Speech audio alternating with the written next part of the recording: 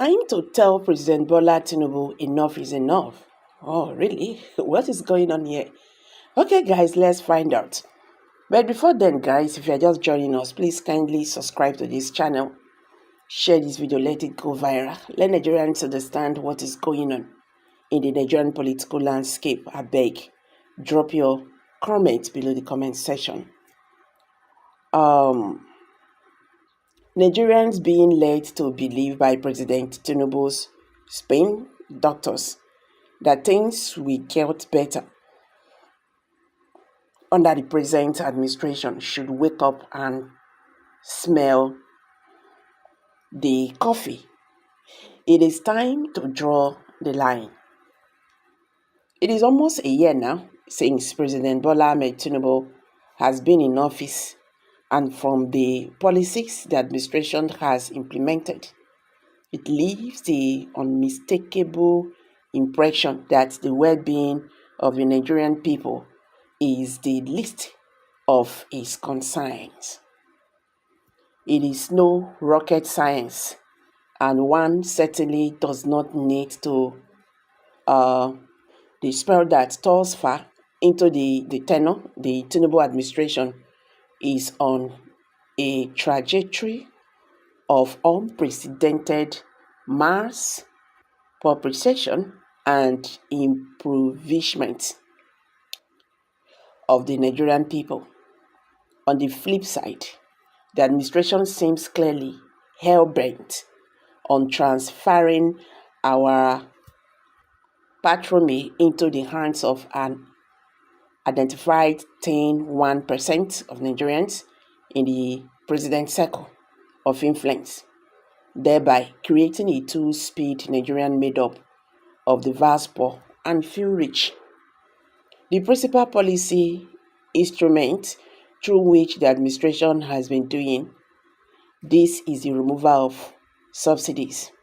President Tinubu told us he was removing subsidies on petroleum products because it amounted to a misapplication of resources in which the government commit huge sums of money to supply petroleum products, which benefits only a few well-connected people and players in the sector who invariably do not supply the product but pocket the money. The president said the money thus saved will go into providing social and infrastructural services, but that will benefit indigent Nigerians directly.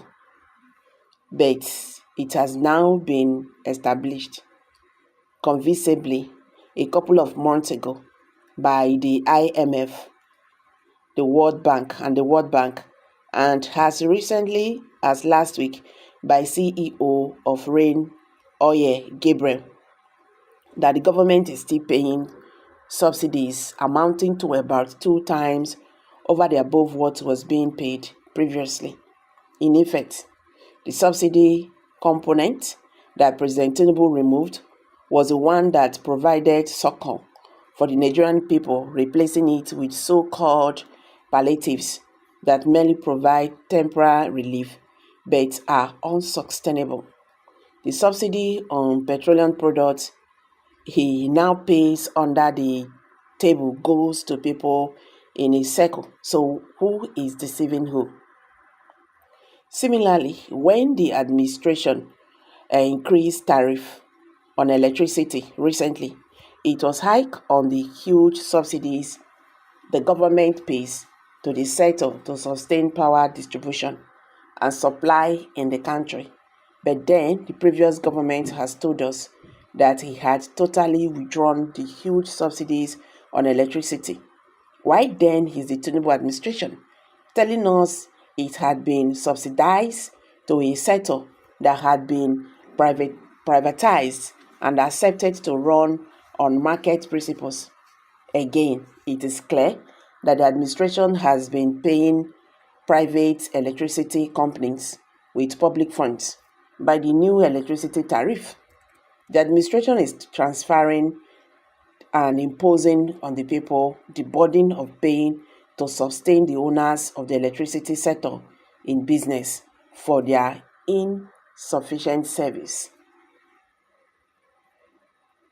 To all this in the rising inflation rate, which has been recorded at nearly 34% by the latest figures from the National Bureau of Statistics, it is a reflection of the ever-rising price of commodities and services, which have gone beyond the reach of the Nigerians, occasioned by the policies of the Tinubu administration. To make matter worse, prices of petroleum products and electricity are both projected to shoot up before the end of the year, adding more hardship to the already overburdened people.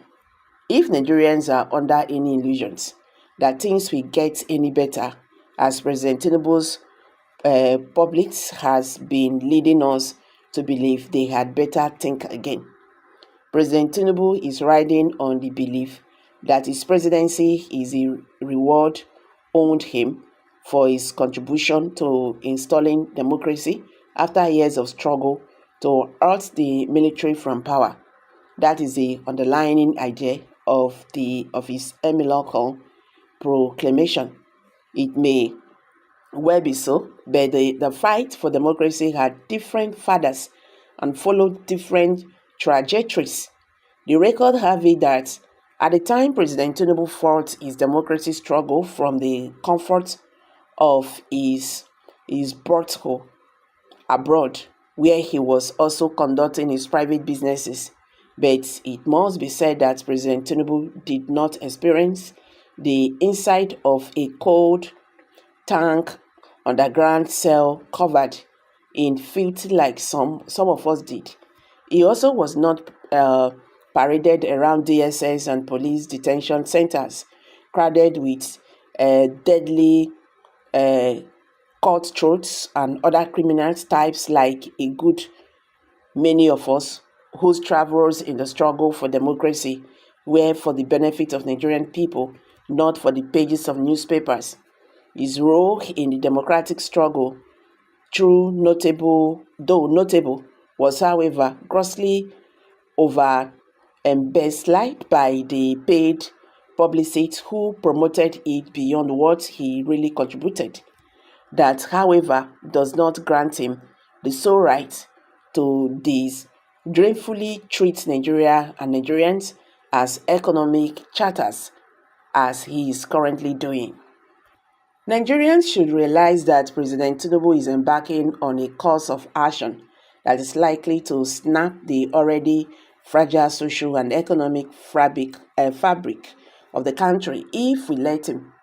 He has distorted the economic framework of the country by disrupting the flow of economic activities in both the real and informal sectors. He has jacked up interest rates, making the cost of investment and businesses prohibitive. He has eventually depleted our foreign reserve in a furious and foolish attempt to prop up the naira against major currencies. And most damaging of all, he has embarked on a war against the subsidies that provided the cushion for businesses to strive and for millions of Nigerians to have a sense of social belonging. No administration in the history of Nigeria has proven to be so anti-people than this administration. Not even the military dictators that have ruled this country have treated us with such a scale of contempt and disdain, from the president's rights down to his courts and paste policy works. Nigerians are people who can accept anything, even glaring incompetence mixed with concessions, and move on without complaint or pushback. Now that Nigerians have seen and experienced the trajectory of Tinubu administration and its intention to further subject us to contentious misery, we should borrow a leaf from what President Tinubu did in the past. He fought oppressive government, military and civilian, for democracy and social justice in his country. Now that having ascended to power, he is seen to be embarking On a similar part of economic and social injustice, Nigerians must in many ways tell him enough is enough. We will not tolerate your oppressive economic and social policies anymore. Okay. Wow. This is the